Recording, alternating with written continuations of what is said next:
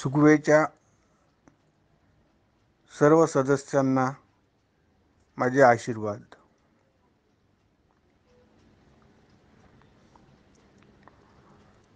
काल आपण 6 ओव्या पूर्ण केल्या होत्या 8व्या अध्यायाच्या, आणि आज 7व्या ओवीपासून पुढे आपण पाहू. 7वी ओवी अशी आहे, ते शून्य ना जाणीव, दृश्य ना नेणीव, ज्ञाप्ती मात्र भरीव स्वस्वरूप. तर आता या ओवीमध्ये कवी सांगतायत की हे स्वरूप कसं आहे. स्वस्वरूप म्हणजे आपलं मूळ स्वरूप.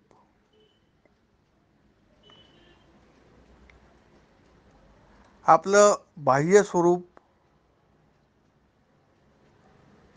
जे 3 देह आहेत, स्थूल, सूक्ष्म आणि कारण, त्यांनी स्पष्ट केलं होतं. आणि सर्व त्याचं निरसन केल्यानंतर जो महाकारण देह आहे तेच स्वस्वरूप आहे. ते कसं आहे तर सांगतात की ते शून्यही नाही आणि दृश्यही नाही. काल आपण पाहिलं होतं, दृश्य म्हणजे जग, दृश्य म्हणजे दिसणारी सृष्टी, आणि दिसणाऱ्या सृष्टीलाच शून्य असं म्हणतात. काही तत्वज्ञ या दिसणाऱ्या सृष्टीला सत्य न मानता शून्य मानतात. पण आता इथे मुकुंदराज महाराज सांगतायत की असं शून्य वगैरे काहीच नाही आहे आणि वास्तविक दृश्यही नाही आहे.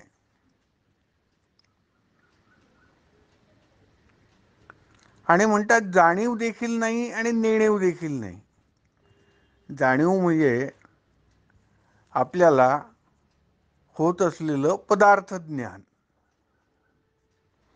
इथे जाणीवचा अर्थ असा घ्यायचा की आपल्याला जसं कॉलेजमध्ये शिकवणाऱ्या विषयांचं ज्ञान होतं त्यालाही ज्ञान म्हणतो आपण, किंवा व्यवहारामध्ये संसारामध्ये जे ज्ञान होतं त्यालाही आपण ज्ञान म्हणतो. तर ही जी सामान्यपणे जी जाणीव होते, त्या सामान्य जाणीवेनेच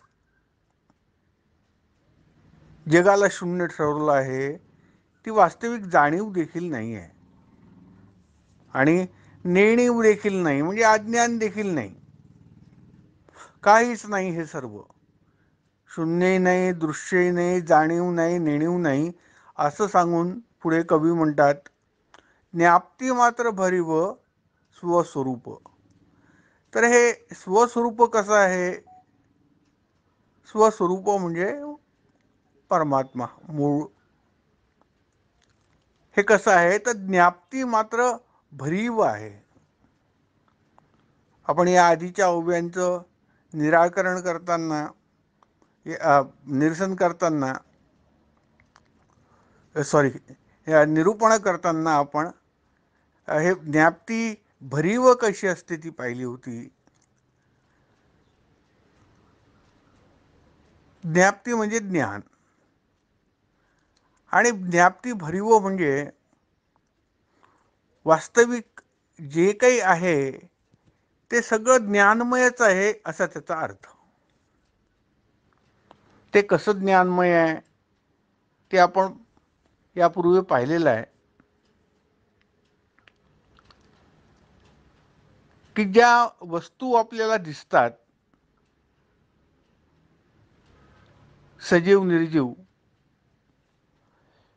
त्याचं ज्ञान फक्त आपल्याला होतं, त्या वास्तवात नसतात. जसं स्वप्नामध्ये अनेक वस्तू आपण पाहतो, अनेक लोक पाहतो, पण ते काही तसे उपलब्ध होत नाहीत स्वप्न संपल्यानंतर. याचा अर्थ ते नसतातच. त्याचप्रमाणे जागृतीमध्ये जे काही पाहतो आपण आणि व्यवहार करतो, मी माझं माझं माझं माझं करत, ते सगळे व्यवहार, त्या सगळ्या वस्तू, ते सगळं घेणं देणं, ते सगळं सुषुप्तीमध्ये उपलब्ध नसतं,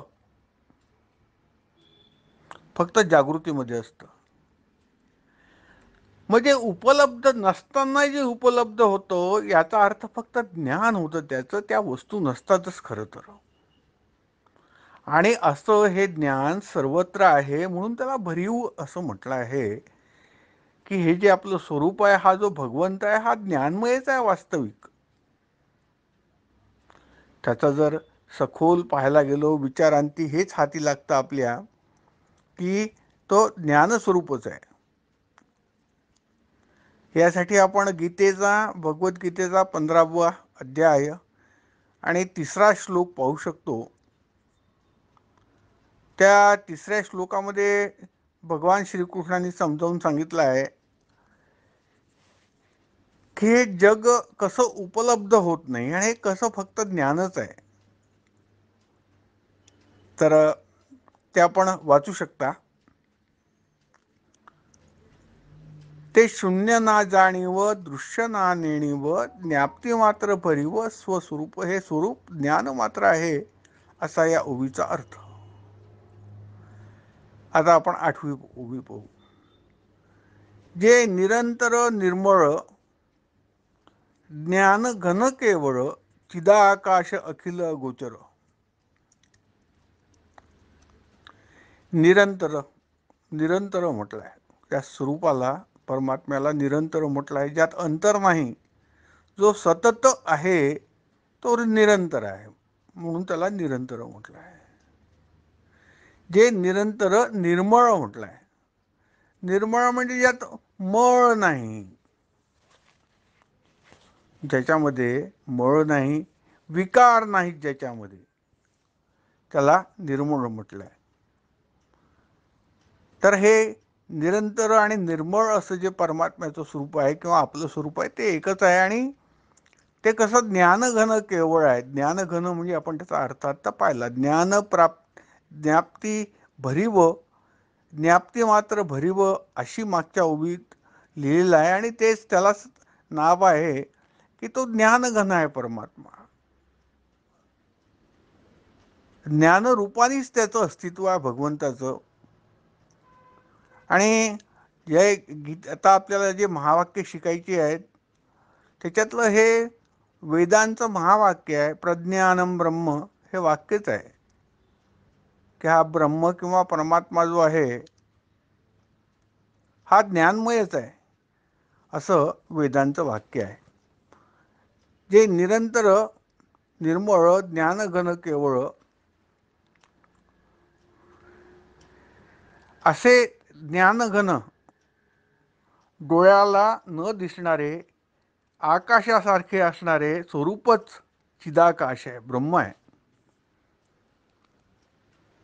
चिदाकाश अखिल, अगोचर. अगोचर म्हणजे जे डोळ्यांनी दिसत नाही ते.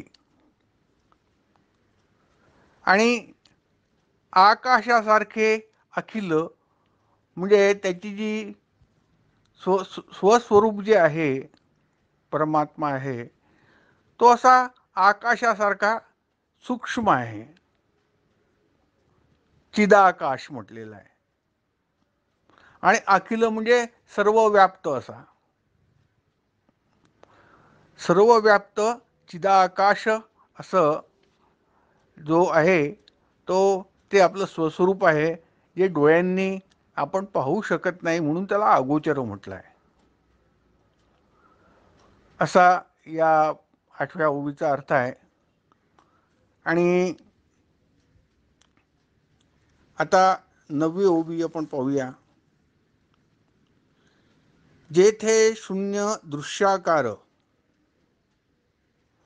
अज्ञान निरसुनी अनिवार जे सूक्ष्माहुनी सूक्ष्म सुपुर निज ज्ञान. शून्य दृश्याकार, जे दृश्याकार आहे ते शून्य आहे, असं जे ज्ञान आहे, असे जे विचार आहेत, हे शून्याविषयीचं अज्ञानच आहे. आणि या अनिवार्यपणे त्याचं निरसन केल्यावर जे सूक्ष्माहून अतिसूक्ष्म उरतं ते ज्ञान म्हणजे निजज्ञान आहे, असा या ओवीचा स्पष्ट अर्थ आहे. पण पुन्हा एकदा सांगतो की ही सृष्टी म्हणजे शून्य. हा जो दृश्याकार आहे, या दृश्याकारालाच काही लोक शून्य म्हणतात. आणि ते अज्ञानच आहे. येथे जेथे शून्य दृश्याकार अज्ञान निरसून अनिवार्यपणे त्याचं निरसन करून, त्या शून्याचं निरसन करून जे सूक्ष्माहून सूक्ष्म अतिसूक्ष्म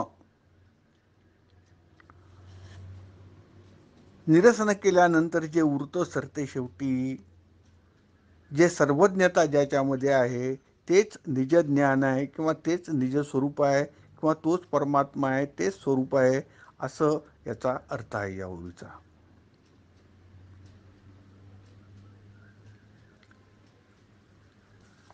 पुढे आता आपण 10वी ओवी पाहू.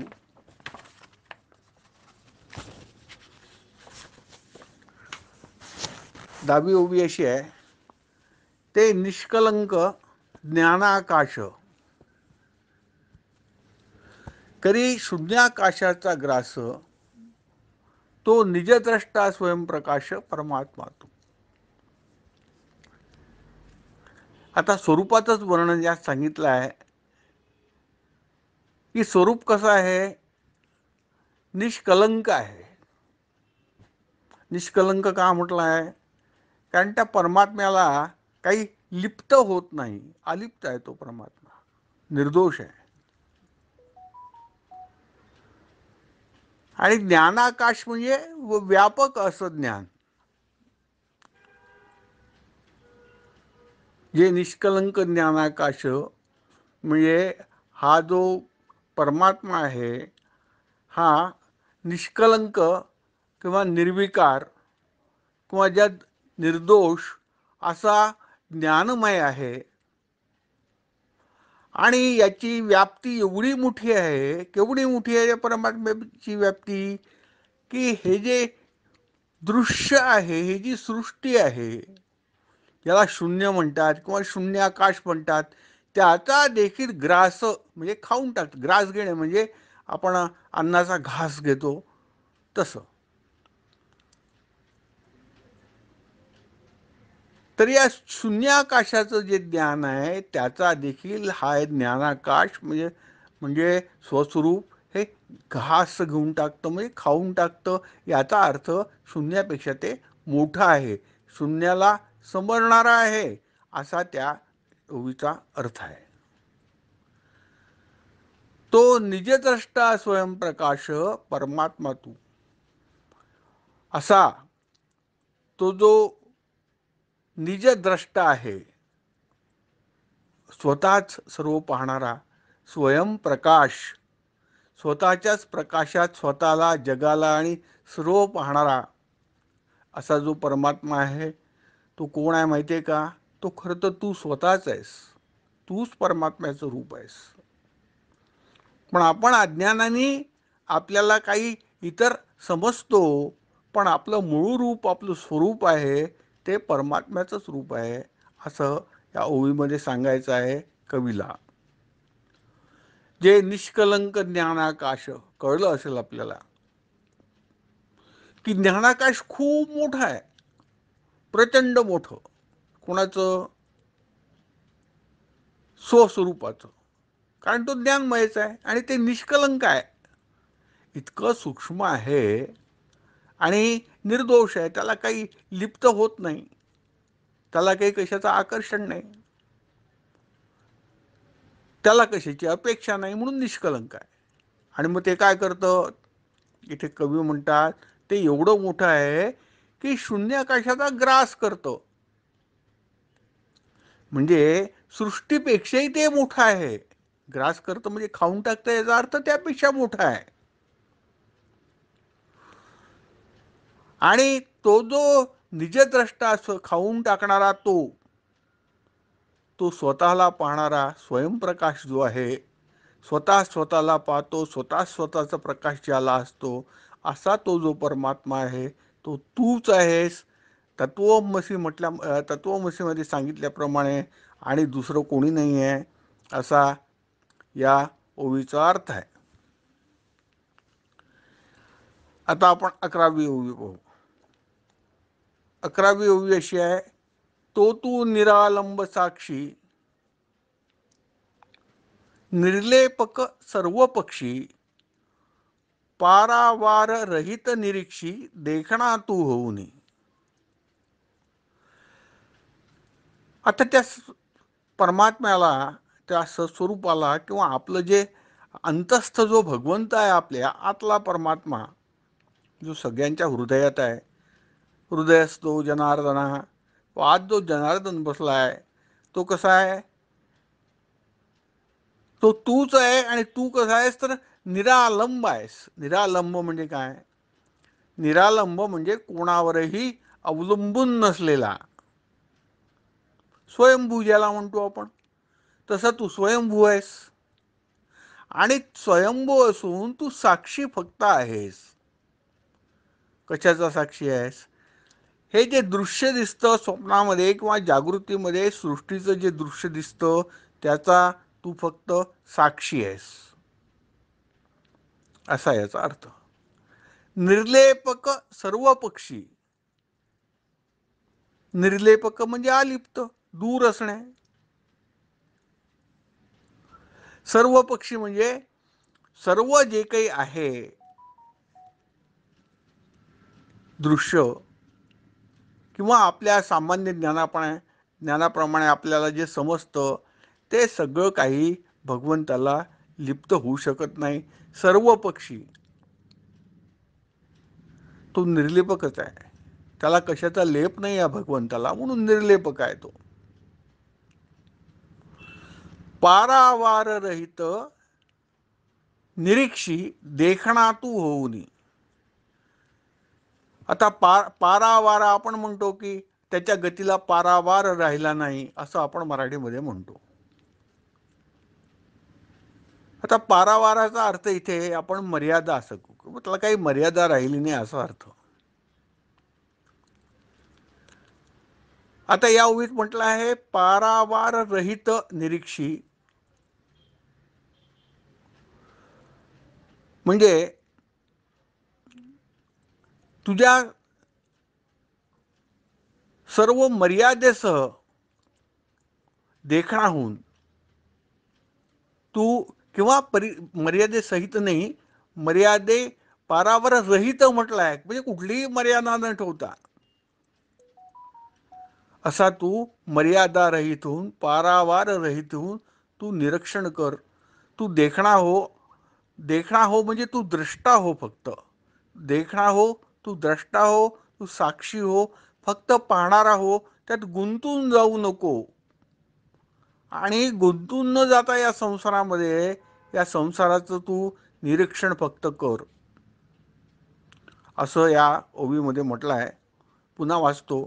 तो तू निरालंब साक्षी, कोणावर अवलंबून नसताना तू केवळ साक्षीदार आहे, जे घडताय त्याला पाहणारा. तू निर्लेपक सर्व पक्षी, सर्व पक्षी कोणत्याही प्रकारचं काहीही, कोणतीही वस्तू, कोणताही भाव किंवा कोणतंही आकर्षण तुझ्यासाठी नाही.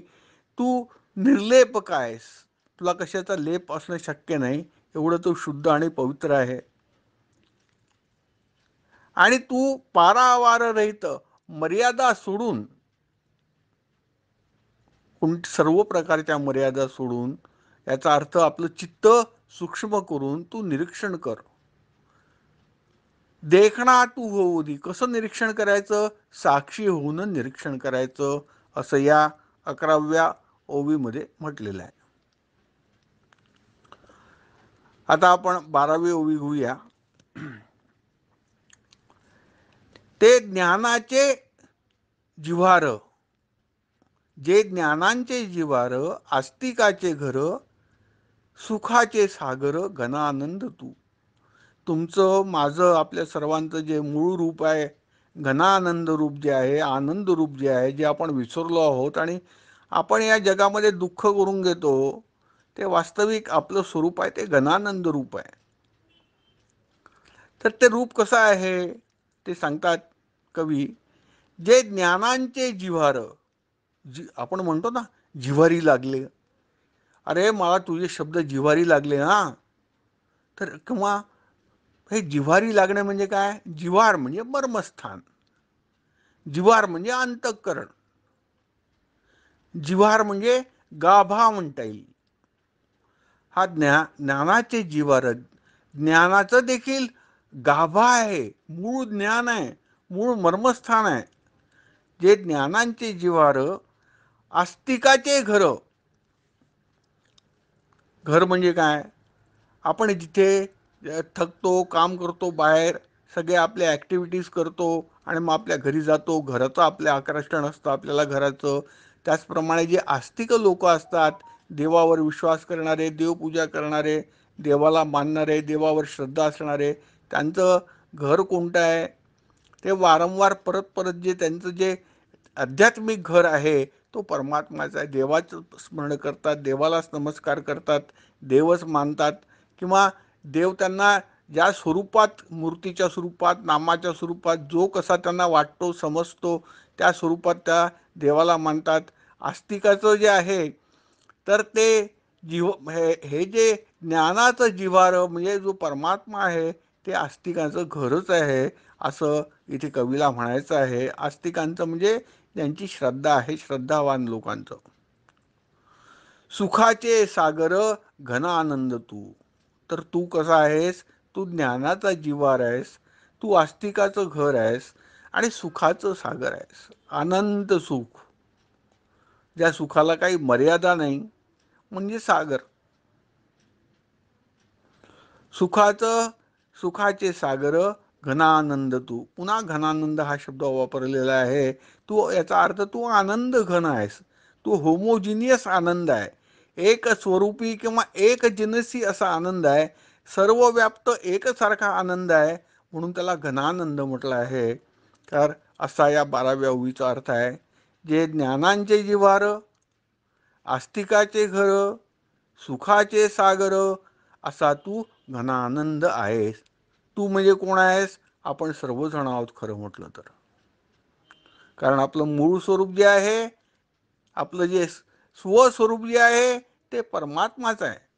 पण केवळ अज्ञानाने आपण एकमेकाला जीव समजायला लागलो, माणसं स्त्रिया समजायला लागलो, प्राणी समजायला लागलो, किंवा जे काही कळतं ते अज्ञानाने झालं. वास्तविक रूप आपलं घनानंदाचंच आहे, असं या 12व्या ओवीमध्ये सांगत आहेत कवी. तर आता आपली वेळ झालेली आहे. आपण इथे 12 ओवीवरती थांबवू आणि उद्या 13वी ओवी पाहू. सर्वांना माझे आशीर्वाद.